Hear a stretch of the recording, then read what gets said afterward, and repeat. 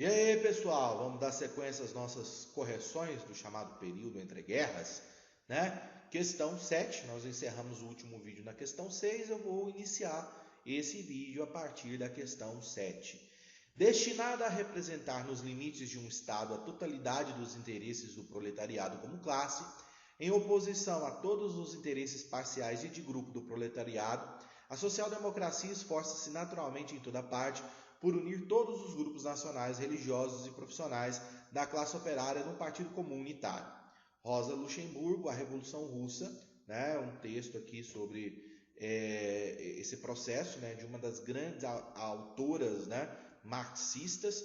A autora reflete sobre a social-democracia russa, a partir das ideias do líder revolucionário Vladimir Ilyich Ulyanov, que é o Lenin, né? Considerando o texto citado e a Revolução Russa 17, pode-se afirmar que vamos pensar o seguinte: quando Lenin criou, né, depois da Revolução de Outubro, estabeleceu o socialismo na União Soviética, na Rússia, né, depois da União Soviética, havia um projeto aí democrático, né, todo o poder aos sovietes, aquela ideia, né, de participação coletiva. Só que o Lenin ficou muito pouco no governo, muito pouco tempo no poder. E já nos últimos meses, né, do seu governo, da sua gestão, ficava claro que, na verdade, o novo governo ele montaria um aparato burocrático, né, que impediria essa participação dessa coletividade. Então, o que a Rosa Luxemburgo está analisando é o momento revolucionário, aquele momento onde o Lenin chega ao poder e que todo o poder aos sovietes, né, tem aquele espírito democrático, que ele está falando de social-democracia, né? Mas, na verdade, o que nós vamos ver a posteriori é que na União Soviética, principalmente no período stalinista, não vai haver nada de democracia, muito pelo contrário, né? Você vai ter um Estado perverso ali, violento, opressor, né? Controlando a política. Mas vamos lá, considerando o texto e a Revolução Russa 17, pode-se afirmar. Letra A. O Estado russo, formado majoritariamente pelos burgueses industriais, desprezou os camponeses na tarefa revolucionária e na missão de construir o socialismo. Primeiro erro, né, que nós não temos aqui na Rússia uma população majoritariamente burguesa. A população no momento da revolução é majoritariamente camponesa, né? E outra questão, burguês defendendo a revolução socialista é meio complicado, né? Letra B. Lenin, líder revolucionário, estruturou o Estado sob os princípios do denominado centralismo democrático. Provavelmente deve ser essa aqui, tá? Vamos para o próximo item. C. O líder revolucionário Lenin tinha como princípios de governo a união pacífica entre os chamados burgueses industriais e a classe trabalhadora. Nada a ver, né? A revolução bolchevique é uma revolução socialista. Uma revolução socialista não é uma revolução pacífica. A burguesia ela vai ser derrubada, ela vai ser arrancada os seus privilégios, né? Então não é nada pacífico, não. D. A Revolução Russa, por mais que tinha impactado a Europa no início do século XIX, não disseminou seus ideais para os países da América Latina. Dois erros crassos. Primeiro, não foi no século XIX, foi no século XX. E sim, disseminou os seus ideais para a América Latina. Você tem aí na segunda metade do século XX, por exemplo, a Revolução Cubana, né, como um exemplo de revolução, entre aspas, bem-sucedida, de socialista dentro da América Latina, por exemplo. Letra E. O Estado russo buscou descentralizar as ações políticas e sociais, de forma a contemplar um dos ideais da Revolução, liberdade e igualdade. Não houve essa descentralização das ações políticas, muito pelo contrário, né? E pouco a pouco os ideais de liberdade e igualdade eles foram sendo corrompidos em nome da formação de um Estado burocrático, né? Ultracentralizador, que foi o Estado stalinista formado aí pós-revolução. Então é a letra, essa é a questão 7, né? Letra B, marquem aí, por favor. Questão 8.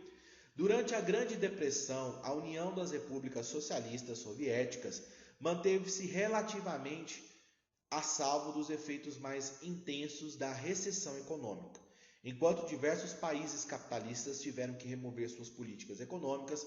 O governo socialista, liderado por Joseph Stalin, exibia pujança econômica e favorecia modelos de planejamento estatal que serviam de inspiração para os economistas de todo o mundo. Que medida punitiva tomada por países capitalistas após a Primeira Guerra Mundial contribuiu para proteger a União Soviética dos efeitos da crise de 1929? Então, primeiramente, no texto ele está fazendo um comentário de por que a União Soviética não foi afetada, né? Deixando claro que o modelo econômico planificado, né, adotado pela União Soviética fez com que ela não fosse afetada pela crise de 29. E ele está perguntando aqui por que, né, que a atitude dos países capitalistas após a Primeira Guerra Mundial fez com que a União Soviética não sofresse esses efeitos da crise. Vamos lá? Primeiro, o isolamento da Rússia por aliança de países limítrofes do país socialista. A letra B, financiamento a Trotsky e seus seguidores para enfraquecer Stalin. Nada a ver, né? Essa aí, nada a ver. Adoção da nova política econômica pelo governo de Lenin. Lenin já tinha morrido, a NEP já tinha sido substituída pelos planos quinquenais do Stalin. Expulsão da União Soviética da Liga das Nações. Essa aqui é uma punição diplomática, né? Mas não econômica. Invasão do território soviético por tropas alemãs. Isso só vai acontecer no contexto da Segunda Guerra Mundial. Então, é a letra A, isolamento da Rússia por aliança de países limítrofes do país socialista, né? Então, a Rússia ela foi colocada na geladeira, vamos dizer assim, né? Ninguém queria comercializar, mas isso acabou mantendo, né, servindo positivamente para que a Rússia não tivesse tanta dependência de parceiros econômicos externos, parceiros esses que foram gravemente afetados pela crise de 1929, né? Vamos lá. Questão 9. O capitalismo nasceu sob a égide da aceleração.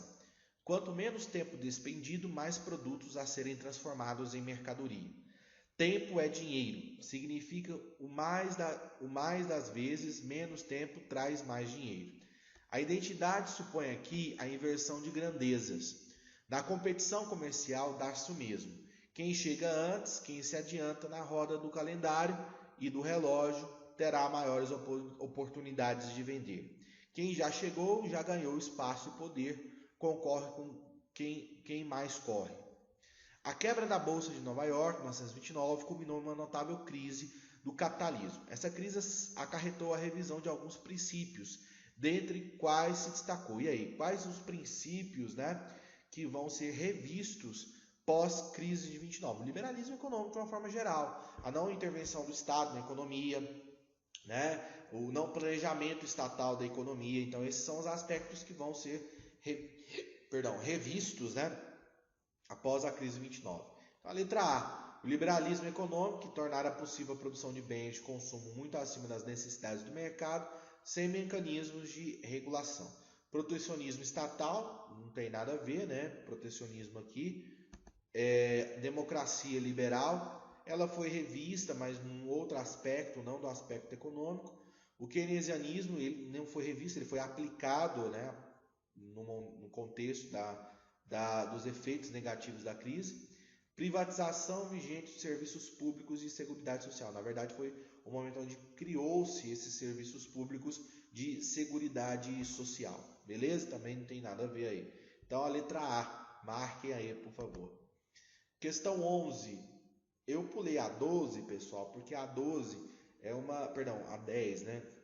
A 10 é uma questão que foi adaptada para o material de vocês. Depois eu vou gravar um áudiozinho explicando aqui para vocês essa questão. E também a questão 17, 18, 19 eu também não coloquei aqui nos slides, porque eu não encontrei ela nos meus bancos de questões aqui, entendeu? Então essa aí eu vou ter que trabalhar com vocês no áudio, mas eu vou mandar lá no grupo para vocês direitinho, pode ficar tranquilo.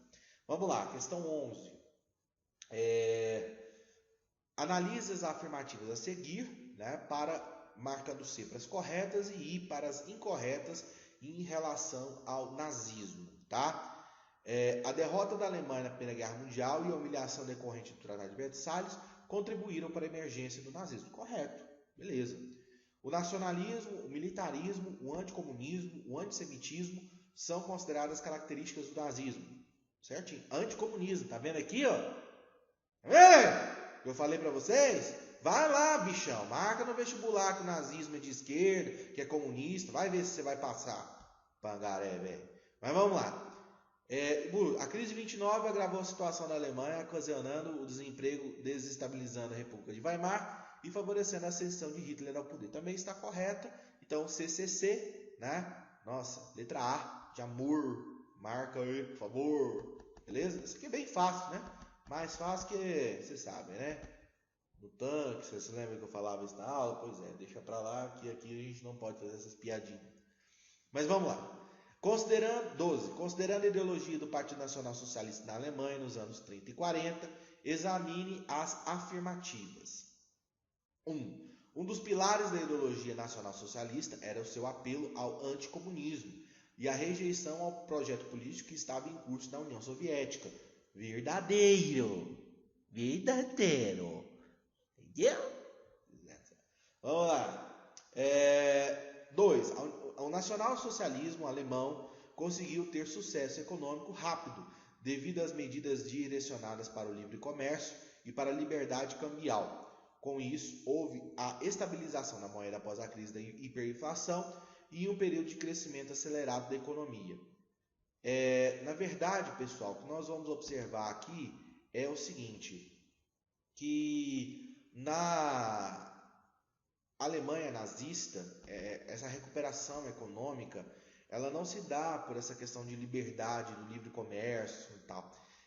Se dá pela intervenção do Estado na economia, né? O Hitler, por exemplo, vai reativar o complexo militar, a construção de grandes obras públicas, as autobahns, né? Geram empregos. Então é isso aqui que justifica, né? Esse rápido crescimento, reestabelecimento da economia alemã nesse período aí onde Hitler tomou o poder.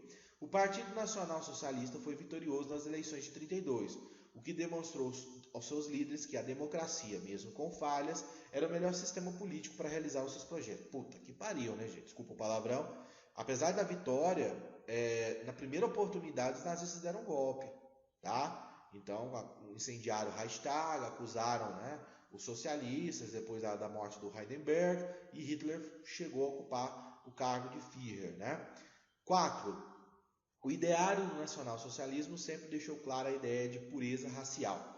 Com isso, desde os primeiros anos de governo, foram emitidas diversas leis contra os judeus, homossexuais e ciganos, consideradas, entre outras, como populações impuras. Sim, em 1975 nós temos a aprovação das leis de Nuremberg, né, que começa ali a impor restrições de circulação, enfim, uma série de restrições aos judeus, tá? Beleza? Então, marca aí, a 1 e a 4 que estão corretas, a letra D de Deus. Marquem aí, por favor, tudo bem? Eu vou encerrar esse vídeo aqui para mim poder já começar o próximo vídeo, que a gente vai trabalhar outras questões, porque senão fica um vídeo muito comprido e o outro vídeo muito curtinho, né? E aí a gente não consegue fazer uma divisão interessante, beleza? Então no próximo vídeo a gente vai retomar a partir da questão 13, beleza? Fiquem com Deus, até a próxima!